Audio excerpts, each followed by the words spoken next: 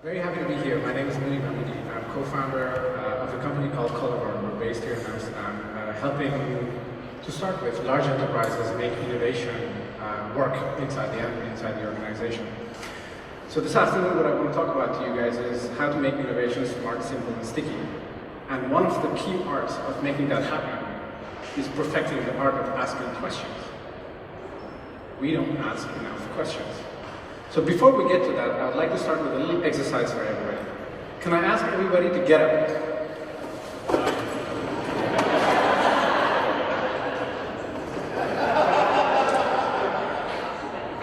And now I want you all to point your finger up in the air. And imagine that there's a clock in the ceiling. And start turning your finger clockwise. So we go from 12 to 3 to 6 to 9. And slowly start bringing your hand down, right? And now, I want you to look at your finger as it continues to turn. What direction is your finger now turning? Counterclockwise? I see people in the back of the room still doing it again because they can't believe what they just saw, right? Right? Counterclockwise now. So, what just happened? Change perspective. Absolutely. And I think one of the big arts of understanding how we can actually look at the world or innovate inside your organization is to reframe many of the problems or challenges that we are facing inside the organization. We just need to do better at that, and we don't do a good enough job. And so I'm hoping that over the next 30 minutes or so, we can together learn how to reframe many of the things we take as a given. Okay? Now, many organizations believe innovation is absolutely critical to their success. I am sure that is the case here. I am sure the leadership, all your team leads, everybody keeps talking about, yes, innovation is important, yes, innovation is what will make us succeed over time. But yet, when you look at the level of satisfaction with innovation inside the organization, the number goes from 84% to 6%. That's a 92% miss on target. There is no function in the enterprise where the gap between what we ambition to achieve and what we actually do achieve is this big. Right? And many people argue that why we fail at making innovation work is because we don't ask good enough questions. So let me start the story with a picture of that little kid there is me. And that's when I was about 3.5, 4 years old with my mom. It was in 1983. Kids, when they are 4 years old, 5 years old, who has a 4-year-old at home? 4, 5, 3, 4, yeah? You feel my pain, right? It's like bombardment of questions, right? They ask question, answer question. If you notice on the picture here, I have my finger ready, right? Pointing at something, ready to shoot the question. And what do kids do? They spend their day pointing at different things. What is this? Why is this? What if this? Why that? Why this? And the learning curve is absolutely stunning, right? When you look at the data, it's actually fascinating. The most curious group of people in the world are 4-year-old girls. Sorry, guys, right? And on average, they ask 390 questions a day. Can you imagine the learning curve on those kinds of people, right? And most of the questions are asked when? At dinner time. At dinner time, it's like the avalanche, right? It's like, here you go, boom, boom, boom, boom, boom, boom, boom, question after question. And mostly the questions are asked of who? The mom. Does anybody know why most of the questions are asked for the mother? Well, partially. It's actually because when they ask the dad, he says, go ask your mom, right? so those are the kind of real amazing data points that you get to see. And now, what are the type of questions that they ask? It's amazing, huh? The content and fundamental nature of the questions that they're asking, right? Why is water wet? Where does the sky end? And qualified as some of the toughest questions by parents, huh? I've ranked them by the level of toughness here. Some of the toughest questions by parents. Now, somehow, when we start growing up, these stop. We stop being the R&D department of the human species. The 4-year-olds are. They are the ones who are challenging status quo. They are the ones who take nothing as granted, not even water. Right? And as we grow up, an 18-year-old asks 80% less questions than a 4-year-old. Right? Newsweek called this the creativity crisis. It just stops. Why? Why does questioning stop? When we go to school, our teachers ask us for what? Answers. When was the last time you got a little, like, the moon thing with a star because you asked a lot of questions in class? If your hand's up too often, they say, no, just go to the corner, right? When you go to work, when was the last time you got a bonus because you asked a lot of questions in the office? People want solutions. And in the context of innovation, people want ideas, not questions. Fascinating, no? How we have everything upside down. Now, when you go back to the best practices of design thinking, and I don't know if this is something you guys practice here or not, but a lot of people do, right? It actually is explicit that innovation does not start with ideas. How often do I interact with people who tell me, yeah, Moodi, I had this aha moment, and somehow it's under the shower all the time, I don't know why, right? The aha moment where I came up with this great idea. I always tell them, ideas are not rooted in hot water and soap. Ideas are rooted in real customer needs and insights. And those can only come if you ask a question. Now, the key thing in this slide up here is unknown. Right? It's the word unknown. When you're 4 years old, you know nothing. All of those are unknowns. And asking and exploring the unknown is something we're very uncomfortable with. We don't want to go into the unknown. We like to stay on the known, right? Because that makes us feel good, right? We feel experts. I talked to some insurance companies in Europe recently, and they said something really amazing to me. I mean, I fell off my chair. They said, Moodi, for 18 years, we've been telling people we are the experts. How can I go to the customer today and ask him questions? Mind-boggling, no? Because that's what we've been selling. The known. Completely ignoring the unknown.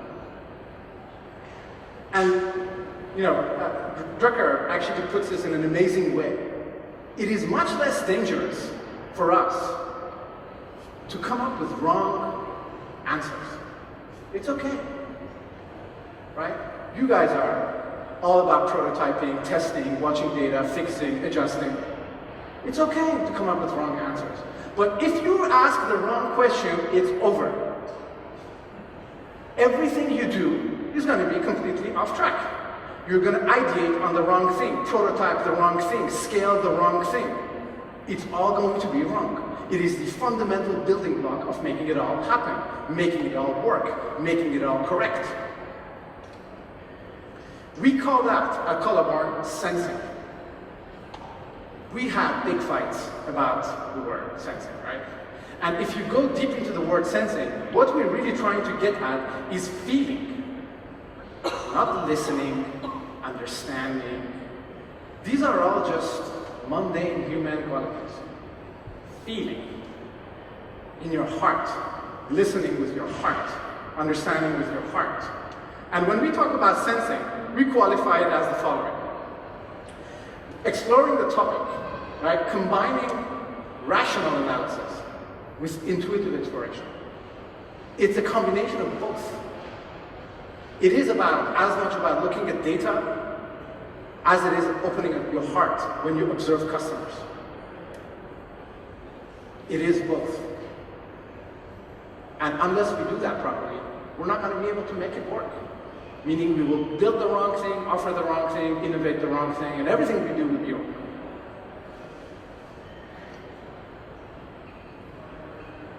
Now, there's no surprise, as you can imagine, that then sensing is the first step of the innovation process that we take to market inside our application.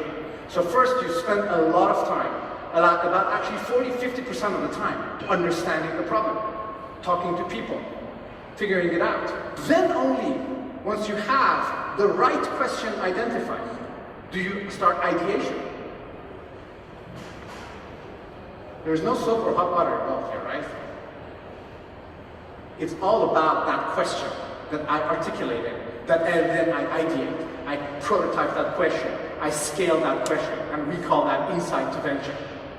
Now, there is a mindset for this, which is really cool, really cool. The one that I prefer out of all of this is the 4-year-old child's eye, right? Don't judge when you observe customers. Postpone judgment, right? Open up, be inquirer, observe. We are too quick to judge things. Oh, I observed this, so this, and this, and then I start changing it, and it's no longer what it actually really happened. It's what I have in my mind. We are back to the shower and the hot soap and all that business. So it is important that you hardwire that mindset into yourselves. Now, asking great questions. I actually believe asking great questions is a science, and I will challenge you all from now on to ask questions like this. How might we, notice the word might, because nothing is given, right? It's a possibility that we will explore to be able to answer a potential challenge or problem, right? So how might we, action verb, improve, reduce, accelerate, augment, whatever it is, right? For a user, empathy, right?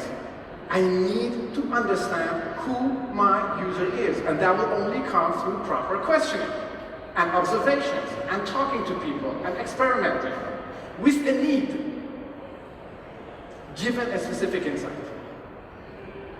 Now, if you can create questions like this, you guys are off to an amazing solution. But most often, we don't create questions like this. We have words like can. How can we? Completely irrelevant. How can we? Okay. It's only focusing on one element of it, feasibility. What about desirability? What about legitimacy? What about viability? So open it up. Be uncomfortable. Challenge yourselves. Now, when I studied for my MBA at INSEAD, I had an amazing professor called Hal Gregerson. He recently wrote a book called Innovator's DNA. And Hal has this project called the 424. And in 424, essentially what he does is he challenges people to spend 4 minutes a day, 4 minutes over 24 hours, to ask and write down questions. So what I would like to do with you guys is to take 4 minutes, the next 4 minutes, pull out an iPhone, an iPad, a pen, paper, whatever it is, or just keep it in your head if you're that smart. And I want you to start writing questions about a problem, a challenge, something that you're struggling with right now. Right? Everybody has something that you're working on in the office, right? Something that you don't really have the solution to, you don't really have the answer to, right? Write down questions, don't think of answers, don't think if they are great or not, just write down questions. Let's take 4 minutes and do that. 10's out.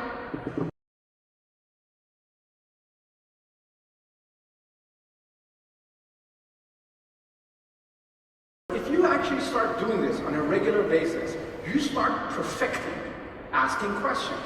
And through that, you will increase your chances of actually resulting in better solutions. Exactly as we did here, the changing of perspectives, right? So you need to do that 4 minutes a day, and that's not that big of a commitment.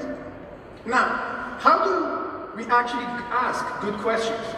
So there are some certain techniques, right, about asking good questions that I would like to cover here. So one of them is about observing. Who here is an observer? Right? We are out there, we look. We don't really talk, we're not talkative, right? We're more mainly introverts, and we just look, but we're great lookers, right? Or some people are great talkers, meaning we network like hell. Who is here a networker? right? We go talk to customers, to users, to colleagues, we try to understand what's going on, all that kind of great stuff, right? Absolutely. And there's a bunch of us out there who are just, I suppose, hackers, double hands up, right? Right? Who just experiment. We like to do things, right? And so all of those guys, these are some of the techniques that some of our great leaders use in order to actually tackle some of these challenges. Let me give you an amazing story. The guy here, his name is Doug Dietz. Anybody heard of Doug Dietz? All right, one guy knows, that's okay. I can tell the story. So Doug Dietz used to work at General Electric, and he was in charge of the MRI machines. So he used to make stuff like this. Scary stuff, right? One day while he was in a hospital, he noticed that kids who come in for an MRI, I mean, it's havoc in the hospital. They have to get sedated, they have to tie them down, and then when they go inside the machine, they cry their brains out and shout and all that kind of stuff. When they go home, they're traumatized. Before going to the MRI, they don't want to go. I mean, this is happening. And he said to himself, this is not the experience I intended to create when I created an MRI machine. So the guys started hitting the ground, applying some of the 3 techniques we just talked about. They went and observed what happens from the moment the kid gets into the hospital all the way to the moment he goes out. The sedation, the having to tie down, the crying, the shouting, the parents embarrassed, the doctors don't know what to do, the nurse mobilized, the resources required to get a kid inside the damn machine. It's crazy. Then they also went home with the kids, before and after, asked questions to understand what is going on.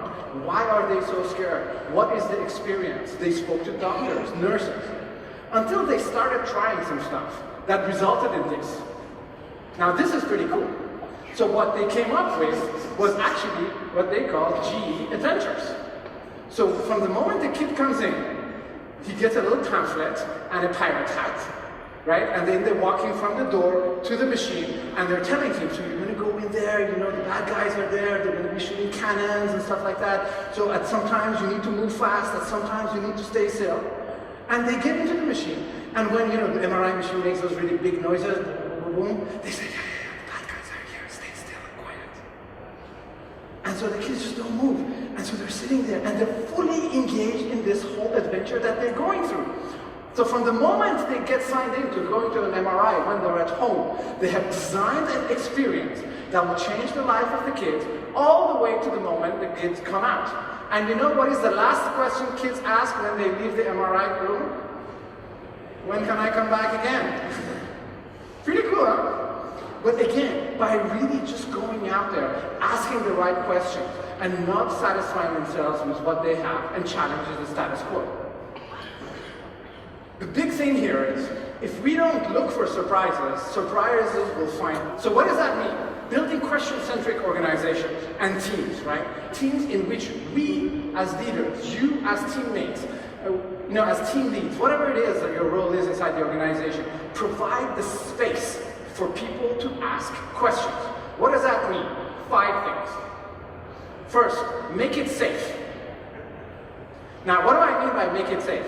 In an audience like this, if I ask somebody to ask questions, the likelihood that your hand will go up compared to if we were a team of 3 people having coffee is multiples of 20, 25, 30. I have no data about this, but I am sure it's the case. People ask more questions when we're in small groups. We just feel more comfortable, right? We call this 2 pizza teams. Teams big enough to be fed by 2 pizzas, right? And I don't know if that's 3, 5, 6, depending on your appetite. But essentially the whole idea is that you gotta organize the company in a way where you're providing structurally the comfort for people to feel safe to ask questions. Second is make it cool to ask questions. Jobs did this amazingly well, right? Who wants to join the Navy if we can be a pirate? May that be at Macintosh when he had created the Macintosh team. Across all the other experiences he had, this was recurringly what he would say. And a video we will not play, but you guys I'm sure have seen it, is the video where he says this is to the crazy ones. The guys who see the world different. That is where Think Different came from, right? Because we challenge the status quo. Nothing is given. We don't accept. And that is cool. Then it's about making it fun. Now, so for example, the way we work in our application, we have sensing broken down into a set of missions. So people go on a mission, exactly like the kids go to GE MRI thing and they're on an adventure. And we have a mission called the Wild Safari. Who's been on a safari here? What do you do when you go on a safari? Observe. I hope. Otherwise, your likelihood of being back here would be pretty low, right? So we actually have something called the Wild Safari, where we send people out to observe the customer in their normal habitat. May that be your user behind their computer or inside the tram trying to book a hotel for their next weekend. Whatever it is, observe him in the normal habitat. And that's really fun stuff. Hardwiring this way into the organization. Next, make it rewarding. Innovation is not a black box. You don't need to be voodoo masters to make innovation work. It's not about magic. It's about making it happen. It's just doing it. We can set goals, objectives, and provide guidelines, like the missions that I showed earlier on when you go on a wild safari, in order to help people move through the process in a very, very effective way. And last, make it stick. And by making it stick, I mean make it a best practice in the company. Meaning, we will not go into visioning until we have done a wild safari, a user interview, all those kinds of things. Hardwire it into the way you are organized in order for you to be able to make sure you're putting the right mechanics in place to make innovation work and stick inside the organization. And for companies who do that, the reward is absolutely amazing. So here is a list, a Forbes list of most innovative companies in 2015. It's the most recent one. And you see that the ones up there have an amazing premium on their market capitalization because they know how to ask good questions. Leaders like Mark Benioff or Jeff Bezos have hardwired this into the way they work.